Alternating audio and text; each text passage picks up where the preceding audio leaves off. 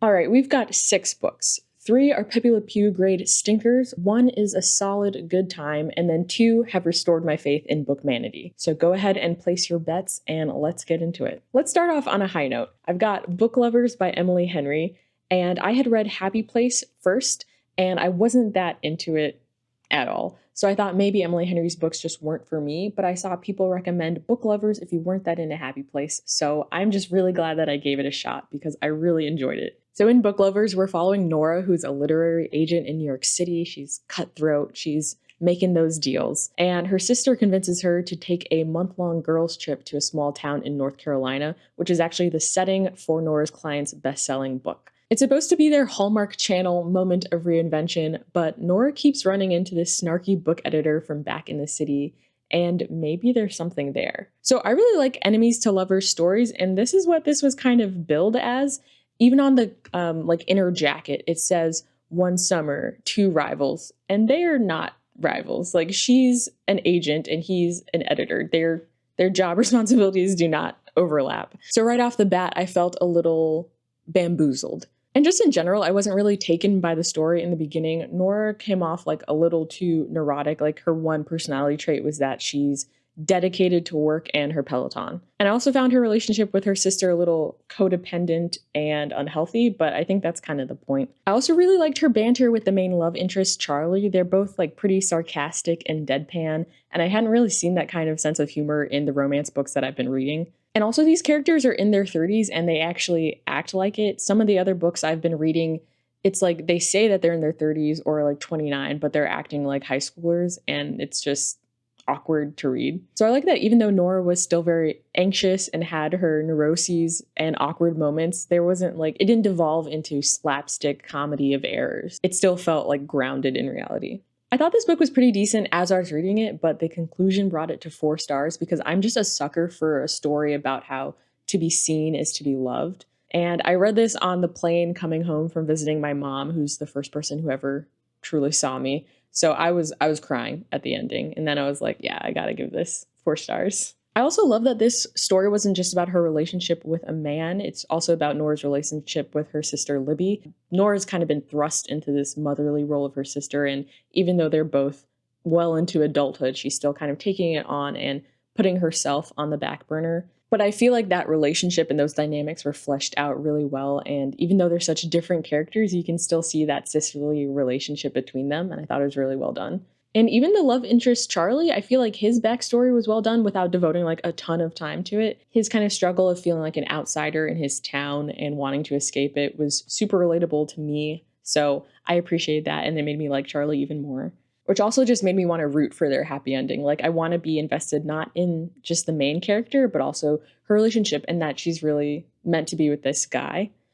But now that I say that, I'm like, I don't really feel like they are a romantic couple. Like, I want them both to be happy and I care about their happiness, but I feel like they could just be best friends. I don't feel like the romance was super emphasized in this or like realized in this story. It definitely reads more like a woman's literary fiction. And just a couple other little nitpicks that keep it from being 5 stars for me is that Nora's described as this like shark girl boss character like Cameron Diaz in The Holiday, but we're never see it. There are also so many flashbacks within the story to her growing up with her mom and sister in New York City, and I feel like it would have been very easy to just throw in 1 or 2 of her like in a meeting or something, just showing off that ferocity that we're told so much about, because we really only see her being a pushover to her clients. And lastly, the word sissy is just used way too much in this book, and it kind of makes me like recoil from the page. So could never give 5 stars to a book with sissy written that many times.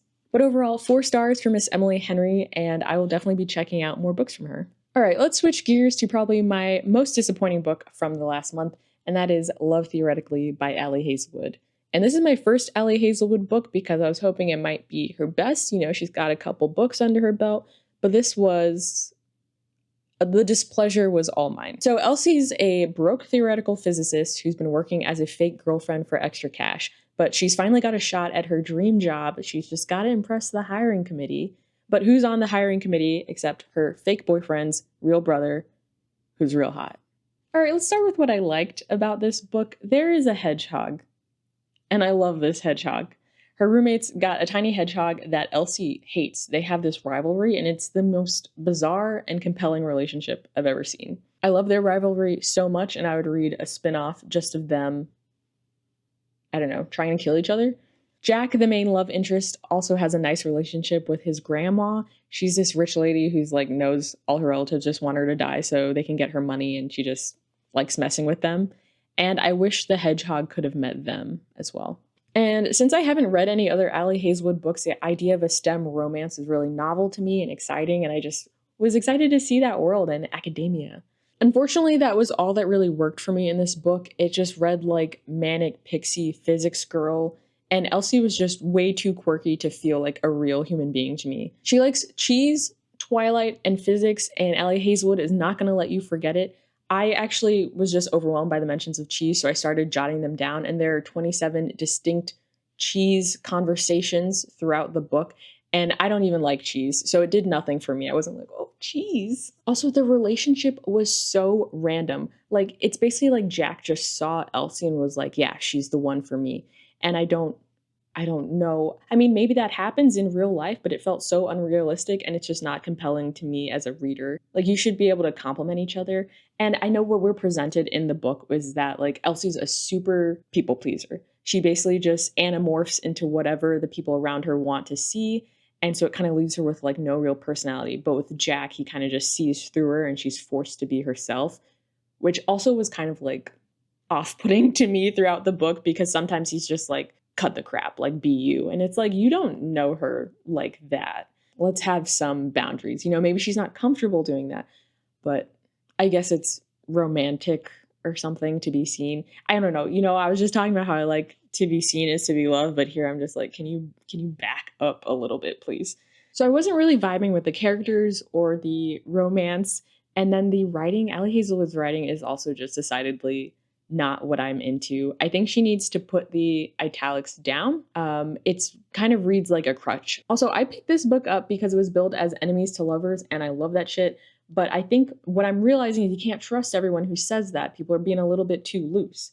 Like, this is not enemies to lovers. If anything, it's like a one-sided thing where she hates him because like 15 years ago, he wrote an article kind of trashing theoretical physicists' work, but he's totally cordial to her. She is not his enemy at all. And she just mentions how much she hates him so regularly, both out loud and in her inner monologue, and it just becomes so tiring to hear. And at a certain point, she just sounds like really juvenile because he's being so nice. We're not seeing any of that nastiness or vitriol coming from him, so it feels like delusional.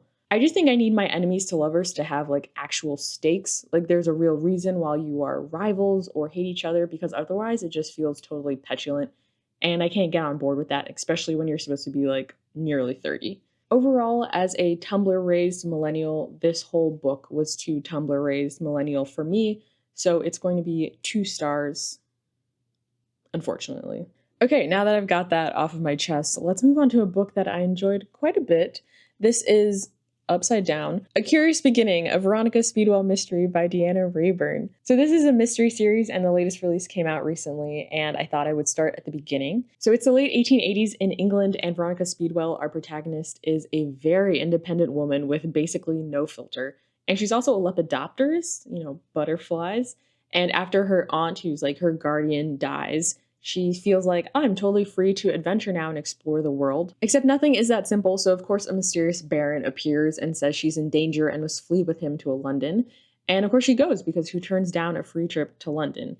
And he places her in the care of this very handsome and rugged taxidermist named Stoker. But it's okay. The Baron will explain everything the next day, and he totally won't get murdered before then. So that kicks off the plot as Veronica and Stoker try to figure out who killed the Baron and how Veronica fits into all of this. So this first like is also a dislike. I really love Veronica's character and how no nonsense she is. And even though sometimes I feel like she needs to learn boundaries, it's just refreshing to see such a strong-willed female character. Her relationship with Stoker is the highlight of the book for me, and it just makes me so happy to see her find someone that she can just like geek out about butterflies with and go exploring with. Although they're initially very wary of each other, I feel like the progression of them opening up to each other and becoming more friendly was really well done and realistic, and you felt like, oh, a layer is peeling back and they're allowing themselves to be seen, and it was really nice to read. Also, the banter. The banter is so good in this book. If you like quippy, little sharp masterpieces of writing, I would definitely pick this up. Her and Stoker are just so clever and playful, and I just love reading their back and forth. For my dislikes, I really like Veronica, but I feel like she can come off a bit obnoxious in the same way that Benedict Cumberbatch's Sherlock does. Like, I can understand why you have no friends when you're constantly telling people how stupid they are. And I think because of this character trait, it can just be a lot to be in the first person perspective for the whole book. It's a lot of her internally seeing through a person and how they're wrong or lying, and then telling that person how they're wrong or lying, and it just gets a little bit repetitive and tiring. Also, the mystery was just silly. I mean, the mystery was such an afterthought. And I like a mystery to kind of try and figure it out, and that's satisfying to me as a reader, but it's really just about the vibes here. Overall, this was a 3-star read for me because it was enjoyable to read, and the first 2/3, I was absolutely flying through it. But then it just got a little tiring being in Veronica's head all the time, and I found myself not really wanting to pick up the book. Also, the mystery wasn't as satisfying as I expected, and these are mystery novels.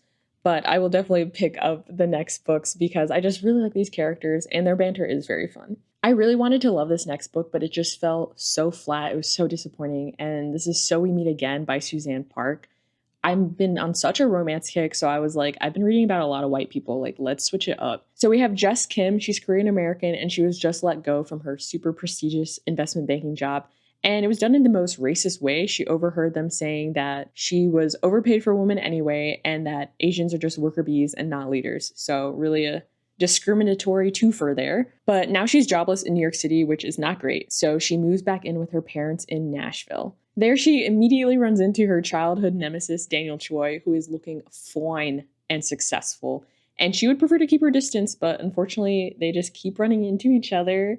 And it looks like he might be the person to help her with her new business. So the premise was really what drew me in. I like that she was starting her own business and reviving her old Korean cooking YouTube channel. I just love that she was pushing herself to become an entrepreneur and a leader after those racists said that she was just a worker bee. And her mom and dad were really interesting and entertaining characters, and I feel like I learned the most about Jess when she was interacting with them. There's a scene with her mom that legitimately brought tears to my eyes because it was just so sweet. So the things that I didn't like so much, this really felt more like a woman's fiction book. It was really heavily focused on entrepreneurship and her business, with a side of her relationship with her mom, but the romance felt like it came absolutely last, which is totally fine, but that's just not what it was billed as and not what my expectations were coming in as a reader. The actual entrepreneurship plot that's happening makes absolutely no sense and reads more like a fantasy. Everything is successful for her. Everything goes right. Everyone clapped. And it's just, I can't believe it. I cannot suspend my disbelief that much for a book that's supposed to take place in a regular world. Another thing is that the male main character wears a $ belt buckle without a hint of irony. Speaking of Daniel, Jess dislikes him so much for literally no reason. She is constantly saying how she hates him, she doesn't like him, doesn't want to be around him. And he's been nothing but kind and helpful to her. And also flirty, he is flirting, and she just sounds a little bit ridiculous. This is another book that was billed as some enemies, rivals to lovers, and is nothing of the sort. If anything, it's totally one-sided from Jess's perspective, but there's nothing tangible there to make them enemies, so it just falls super flat for me. Also, on the romance side, the chemistry was just not there. It wasn't sizzling. I wasn't desperate for them to get together. Daniel was doing the work. He was flirting. But Jess just kept up this narrative of I hate him for so long that by the time they got together, I was just it's not doing it for me. And lastly, and this is really the reason why it got 2 stars for me, the dialogue and the writing is just so juvenile. Jess is 29, but she talks like she's on a CW show. And I can't forgive that. It's so bad. All right, we're going from worse to worser here. This is another extremely disappointing read for me. This was hyped up so much on TikTok and BookTube, and the plot sounded so good, but I honestly regret reading it. And this is Butcher and Blackbird by Brynne Weaver. So this story is about 2 hot serial killers that kill other serial killers and fall in love. We have Rowan, aka the Butcher. He's an Irish bad boy chef living in Boston. And we have Sloane, our blackbird, and she's she's hot. We know she's hot for sure. And she's got anxiety and trauma, and who can relate? So I thought the concept was really fun and novel, and I really liked the different genres of serial killers that we come in contact with throughout the book. After the first 100 pages, I was really enjoying the silliness and the horniness of it. It just felt so chaotic, and I was loving it. But looking back, I'm like, why was Butcher pitching a tent like the moment that they met? It's just kind of creepy to think about. I don't like it. I read like another 50 pages and I had to bail in the middle of a chapter. I was just like, I can't keep going because the writing was just getting so annoying. Like it felt like very, we're so edgy teenagers, like Hot Topic. And I know I've been there, but to read it is just so, it's just blah. Like it's been done before. We get it. You're twisted. You kill other serial killers. You're so messed up. Tell me more. That's just me being a hater. Full stop. Let me get into my legitimate qualms. So I don't like insta love. I feel like it just robs you of all tension in a romance book. Like what are we doing here? There was really no falling in love because he was just immediately obsessed with her. The only real conflict was their distance, I guess. But you don't even really feel that because there's so many time jumps in the book that it just keeps skipping to the next time they're together. So I don't really feel that longing. And I also didn't feel any chemistry, even though the author kept trying to create it through the use of like pet names and nicknames, but they just got so repetitive. I was so tired of hearing pretty boy and calling each other Butcher and Blackbird the entire book. Like we get it. We've picked up the book. We know these are the nicknames. And another thing with the time jumps is that it just resulted in so much telling instead of showing with a relationship. Like we would skip months at a time and it would just be like, it would just yada yada over their like relationship development. It'd be like, oh, we texted, we chatted, we sent memes. And it's like, tell me a meme. Tell me something. What do you guys find funny? Like, help me understand y'all's relationship. There was none of that. And the writing was just very bland to me, like the setting of scenes and like moving from place to place. There's just no flavor to it. Aside from the storytelling, the dialogue at a certain point just got way too cringe for me. And I hate using that word, but it was just so like faux edgy. Like we're just trying to shock you as much as possible.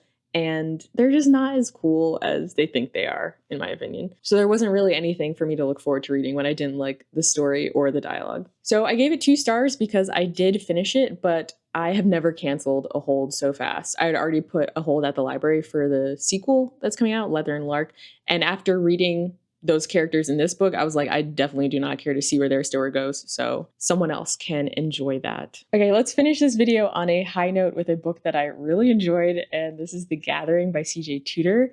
And this is a like fish out of water detective story set in rural Alaska. And as you can see, I've been reading a lot of romances and I just feel like they were getting a bit samey. Like they're just kind of like conventions that those kind of books can follow. And I needed to break it up with something, and this just came at the perfect time. So in this book, a boy is found pretty viciously murdered, and the whole town thinks that the local vampire colony did it.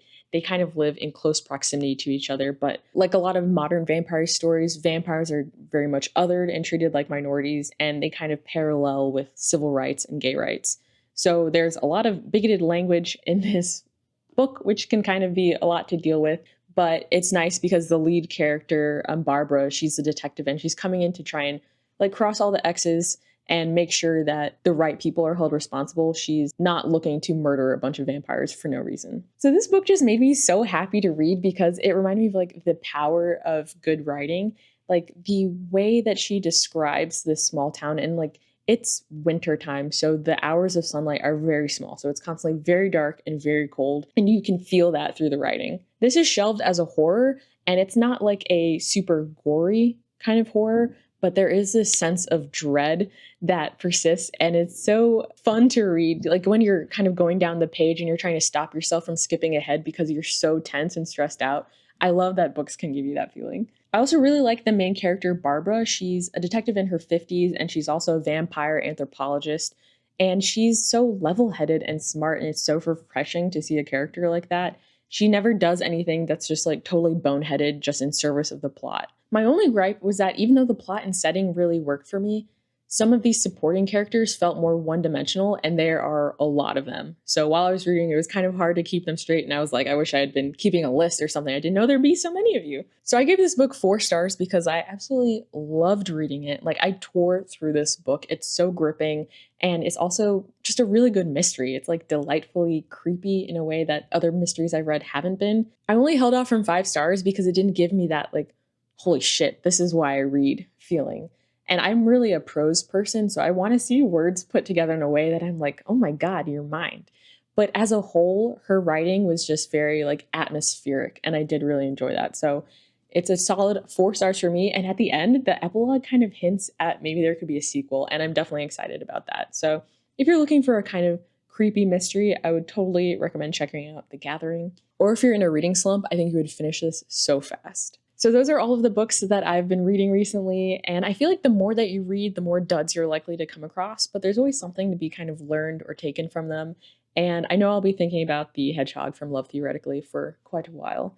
So thank you so much for hanging out with me and chatting about books. Let me know if you like this kind of video or if you've read any of these books and have contrasting thoughts. I'd love to chat about them. And I'll see you in my next video. Bye!